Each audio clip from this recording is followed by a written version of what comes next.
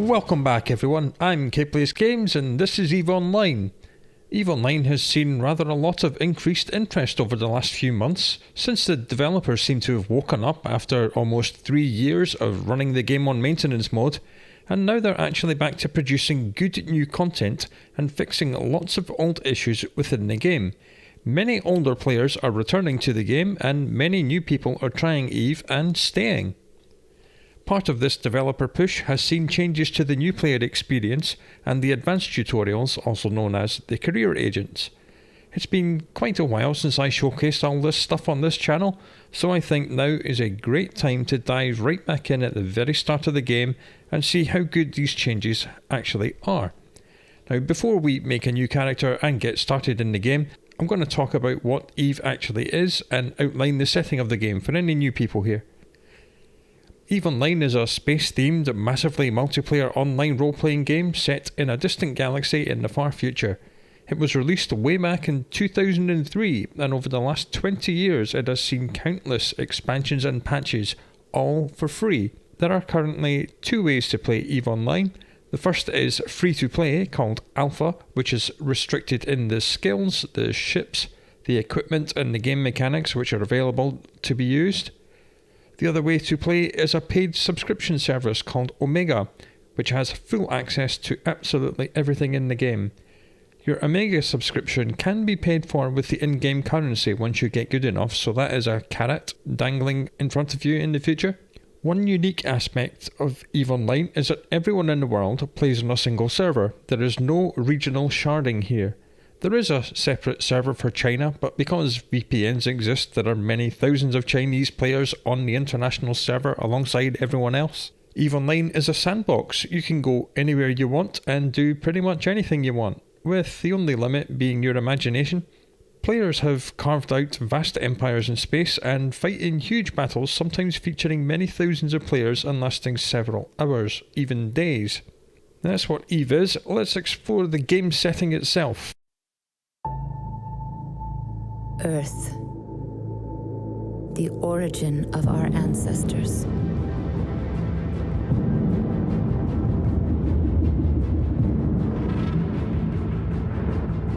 A century had passed since they discovered the Eve Gate, a wormhole, passage to a remote corner of the universe. New Eden. It was the largest colonization effort in the history of man. The mass settlement of hundreds of strange new worlds. We thought nothing could stop us.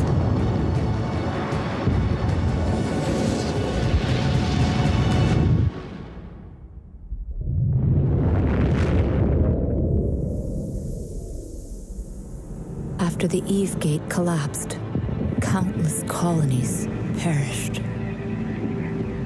The scattered survivors forgot the old world. Fragments of mankind, light years apart, lost contact. Thousands of dark years passed until humanity rose again to be with the stars.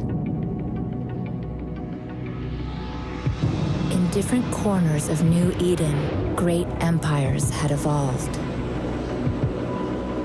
4 different faces of humanity. When they clashed, the wars were merciless.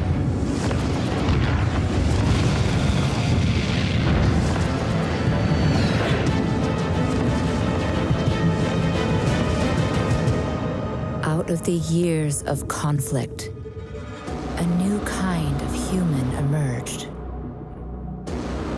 One capable of immortal life. To transform into this rare breed, we pay the ultimate price. At the moment of death, our mind is transferred to a fresh clone. We have become immortal. In the sky, we reach farther. On the ground, we strike harder. The empires are losing their grasp on power.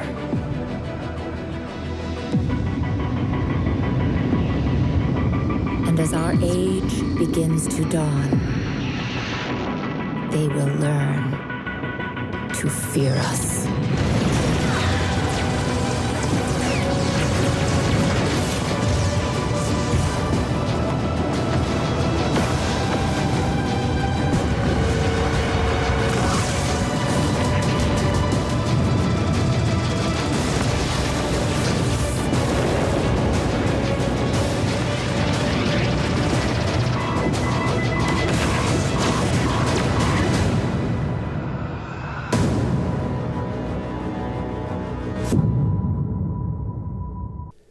Right, that is all the background done. Let's jump into character creation.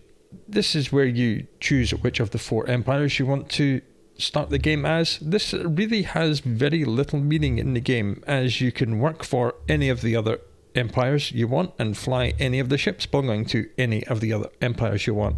This essentially just changes where you start in the game, which skills you start the game with, and some minor cosmetic options. And we'll start with Caldari State. This is what their ships look like. You just mouse over it to get a description of what they are. There are, of course, many more ships than just the little handful of ships you see here. This is the weapons they prefer to use, missiles. This is the other attributes their ships tend to follow. They sometimes have hybrid weapons as well and use electromagnetic shields for defense. This is a little bit more about their background. This is our traditional Empire enemy, and this is their traditional pirate enemy. And next up we have the Amar Empire, and this is what their ships look like. Well, some of their ships. As I said, there are far more ships than what we see here. These guys prefer to use laser guns and armour. And this is kind of what they look like. They are enemies with the Minmatar, and their pirates are blood raiders. This is the Galenti Federation. Again, this is what some of their ships look like. These guys specialise in hybrid weapons and armour tanks. That's kind of what they look like. This is their enemies. And last and by no means least, we have the Minmatar Republic. This is what their ships look like. They tend to use old school machine guns and missiles and things like that, and a mix of shield and armour tank. That's what they look like. That's their main enemies. So as I said, it really doesn't matter which of these you choose, because like I said, you can work for any of the other 3 empires and fly any ship from any empire if you so wish. So it really doesn't matter which you do. So I think we'll just do Caldari.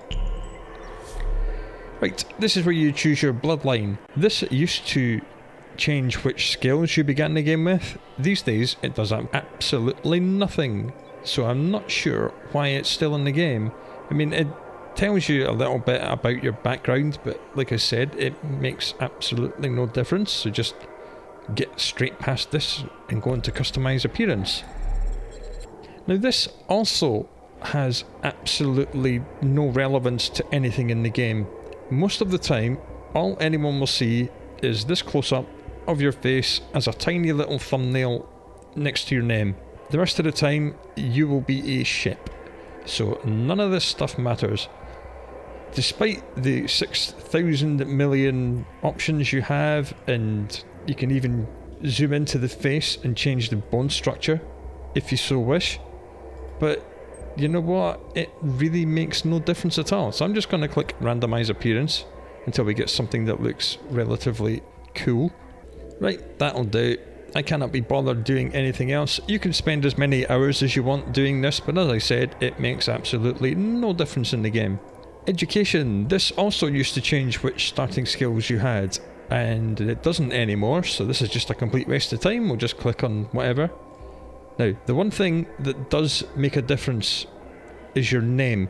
Your name cannot be changed, and your name is your fame or your infamy. Choose it wisely, because it's going to be stuck with you for the entire duration of your character's life, and some players have been playing EVE Online for the entire 20-year life of the game, or even before that. But because this is just a an example player, I'm just going to randomize it until we get something that's not too insane. Right, that'll do. Let's enter game and actually start playing. New Eden. A universe brimming with possibility and rife with adventure. Only the most intrepid capsuleers can conquer its many wonders.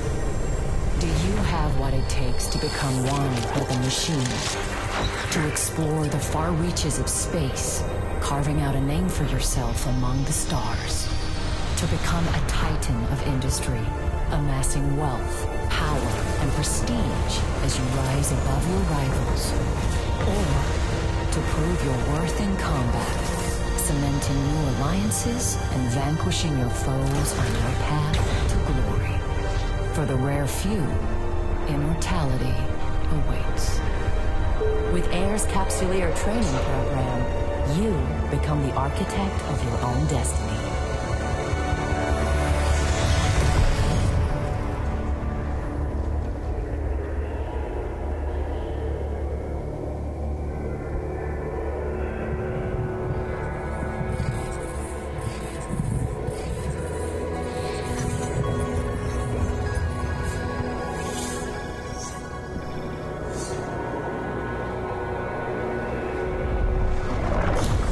Greetings, Captain.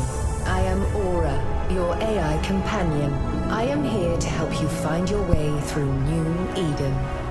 Welcome to the first day of your new life as a Capsuleer. I am now transferring your pod into a ship, provided by AIR as part of your Captain,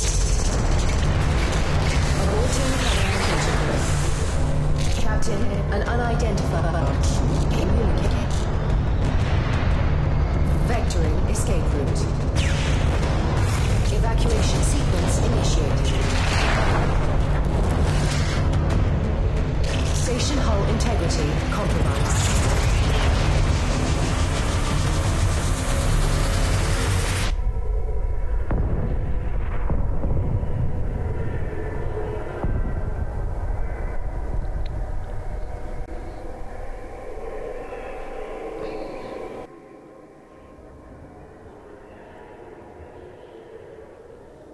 Captain, this cloning facility was attacked before your capsule could be inserted into a ship. I initiated our evacuation sequence before we reached the hangar to avoid certain death.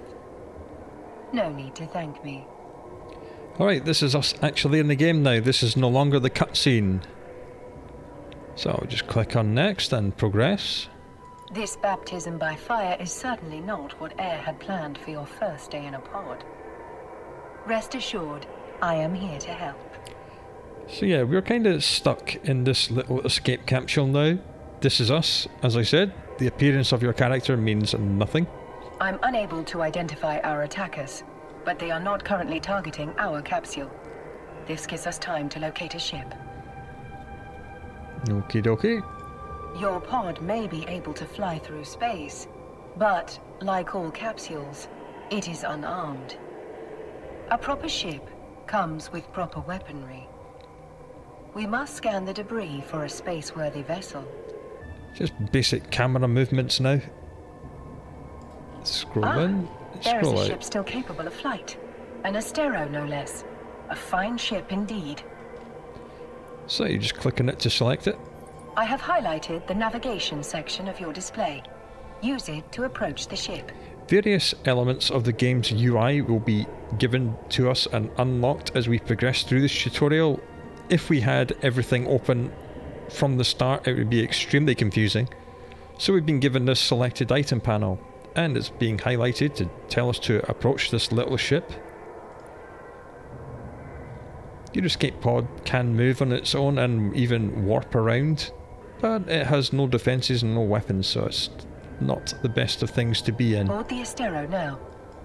When you get close enough to a ship, you can click this button to board it, like so.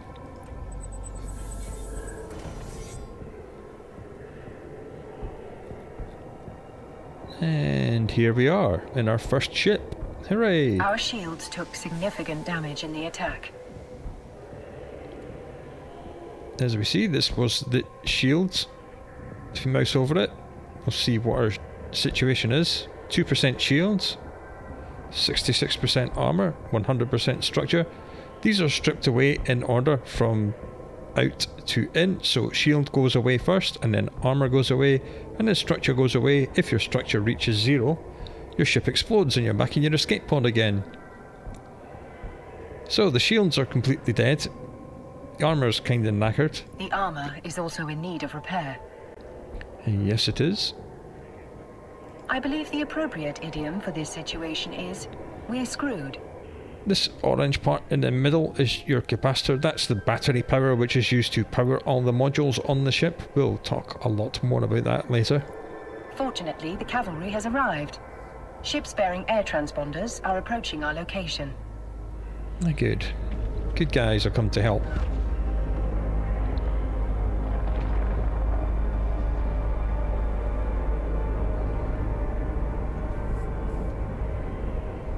This is Balin Ferris, Commander of Air Security. All ships evacuating this cloning facility are advised to rendezvous at emergency coordinates. That guy clearly needs a new microphone. Several thousand civilians appear to have survived the attack.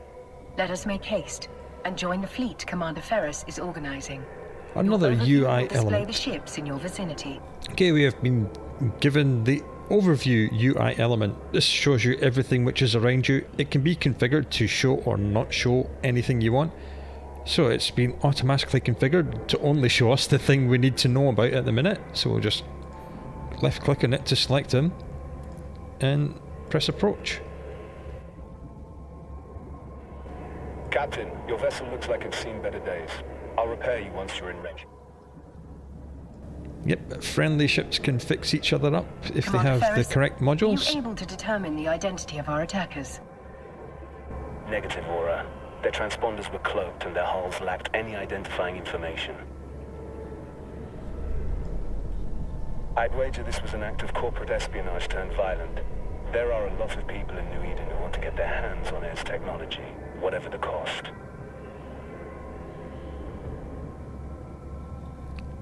And Thanks to he has Commander fixed us Ferris's up. repairs, our ship is almost as good as new.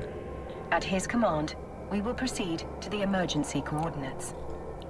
Whilst they were talking over what happened, we saw some blue icons here and status effects coming out of his ship and surrounding us, and then we got notifications of what was happening. And what was happening is he was fixing our ship with both armour and shield repairs, which is pretty cool. When we click continue, he is going to take control of our navigation computer, and indeed the navigation computer of all the friendly ships, which is this entire fleet, all these blue icons here. And he's going to warp us all out of here and onto the next part of the tutorial. All ships enter warp formation.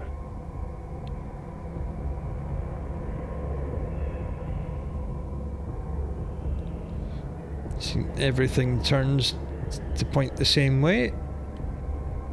And then once everything is pointing in the correct direction, Balin Ferris will initiate warp. And here we go. This is an actual game mechanic. You can warp an entire fleet around like this, and you can even pick different formations within the fleet. It's very, very cool. That was just a short hop, wasn't it?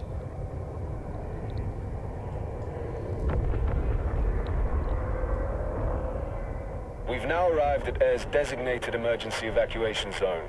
We'll be safe here while we regroup. I don't think that's true.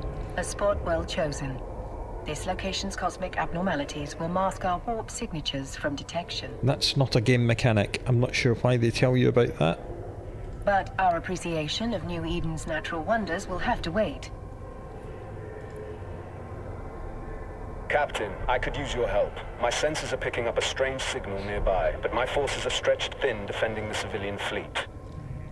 Okay, so we've been given something else on our overview, which is flashing blue and has a pointer in space, so I'm assuming we're going to have to go and investigate this thing. The cosmic storm likes to play with our sensors, so it could be nothing. But after that attack, I'm not taking any chances. Okay, so we'll left click on it to select it in the selected item panel and then click approach. Usually you don't play this zoomed in, usually you play zoomed out as far as you can. And normally that would make your ship disappear and turn into just an icon.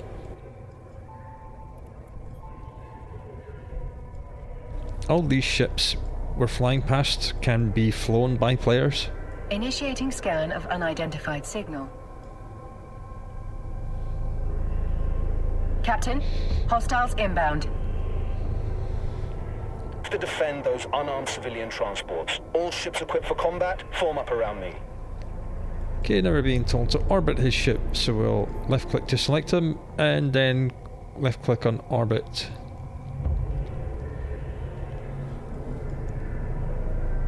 This will keep us within a certain range of his ship. That these are the same ships that attacked the cloning facility. Okay, good guys blue, bad guys red. Very simple colour delineations.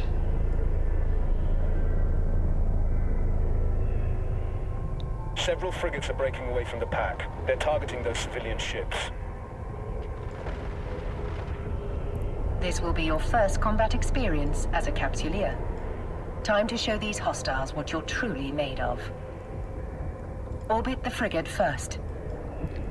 No, don't orbit things from over 30 kilometers away. Approach them first.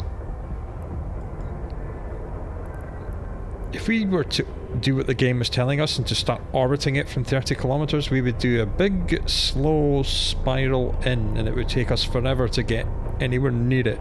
So I'm just going to directly approach it until we get within around 10 kilometers, and then I will click orbit. This is something they need to fix. I know I said this video was made because they had fixed the issues within the tutorial, and obviously they haven't quite fixed all of it. Right, now we're close enough, now we can start orbiting. We're too far away, Captain. Thankfully, our ship is equipped with a module that will boost our speed. Okay, and now we're being given this part of the UI, which is actually our modules. Activate the afterburner module highlighted on your display. My database of ancient idioms contains a phrase appropriate to our situation. Drive it like you stole it. You can click and drag these modules around, and as you see, when you hold down left click, the hotkey which will be used to activate that is shown in the background. So I think we'll just put this here and that one there, and being told to turn on the afterburner, which will consume some of our capacitor battery energy, but it will speed us up by quite a lot. We're now within range. Lock your target. As we see, our maximum speed has gone from 330 something up to 555. Now, we're not actually going 555 because we're orbiting something, and to keep the orbit at the range at which it's set, we'll have to lower our speed. So now we're being told to achieve a target lock. Just click target lock, and this timer will go around as we establish the lock. And there we are. Target lock confirmed. Time to hit them where it hurts. As we see, these also have shield, armor and structure in the same layout as ours, so the outer ring will be killed first, and then the middle ring, and then the inner ring. Once the inner ring is destroyed, the enemy will explode. Fire at will, Captain. Make sure to use both of your guns. We shall just left click both of our weapons, and we'll start causing damage to it. The blue numbers are damage we're causing. That's it, Captain. Red is damage we're taking. And yellow will be repairs from the commander. Man, this guy is getting demolished, and we're just really not. Excellent. Another hostile ship incoming. A cruiser this time. It's larger and better armed than those frigates. What an exhilarating way to test your combat abilities. Yeah, this is slightly more dangerous than a frigate. That cruiser is traveling fast. At its current speed, it will reach the civilian transports before we do. Use your stasis Webifier to slow them down. I will walk you through the process of activating the module. First, orbit the cruiser. Don't orbit things from this far out, approach them first. Keep the afterburner on because we're not running out of capacitor battery. Now we're close enough. Now we'll orbit. To ensure success, we must lock our target. And lock it up. This will be faster to lock because it's a larger ship, Now's your as we chance. see. Activate the Webifier. Webifiers will slow it down by 35%. They're trapped in our web, Captain. Eliminate them. As we see, their velocity has dropped by quite a lot. And they have this nice status effect that we can see around them. So now I'll just open fire and slowly kill it because it's a lot more difficult to kill than a frigate. The flashing yellow box we saw for an instant was the cruiser target locking us, and now it has a flashing red box around it which indicates it is firing at us. But it's okay, we're receiving remote repairs from the commander, so we'll be fine.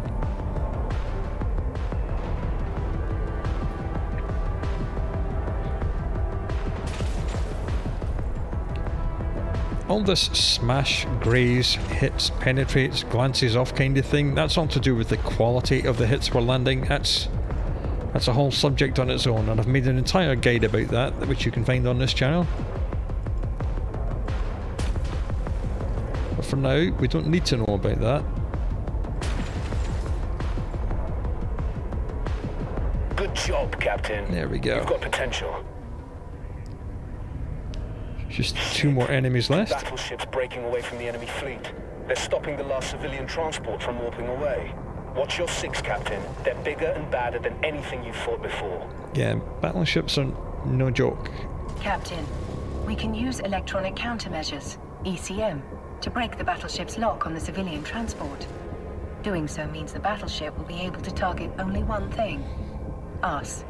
So yeah, this is how to use ECM, which as she said, is a taunt. So anything we target with ECM will only be able to target us, which will allow the civilian transports to get out of here. There is no other way to save those civilians. They are not capsuleers like you. Their deaths will be final. Yours will be a learning experience. Well yeah, we're immortal, so it doesn't really matter if the battleships kill us, because we'll have our mind transferred into a new clone and we'll wake up and continue. Right, we're actually close enough already to just orbit this thing. We'll do what we can to keep the other hostiles off your back, Captain. Once we deploy the ECM, the battleship will begin firing upon us. Remember, you will have a fresh clone waiting for you once your current body is violently destroyed. Engage the ECM now. Okay, here we go. That's it. The final group of civilians has escaped. You've done good, Captain. So now the only thing this battleship can target is us, and the other one's joining in as well. These are negative effects which are being applied. We're taking heavy fire, Commander Ferris. Once our ship is destroyed, the pod will soon follow. According to my calculations, our destruction is 99.99% certain. Red icons are bad, blue icons are good. Damn it. This is bad. These bastards have me pinned down. I won't be able to reach you in time. Oh well, no more repairs for us. Goodbye, little ship. It was nice knowing you. You fought well today, Captain. This is a warrior's death. Luckily for you, And now we're back in our escape pod, but I don't think we're going to get to escape. Nope. you are a capsuleer. For you, death is not an end. It is simply the beginning of a new adventure. As always, I will see you on the other side.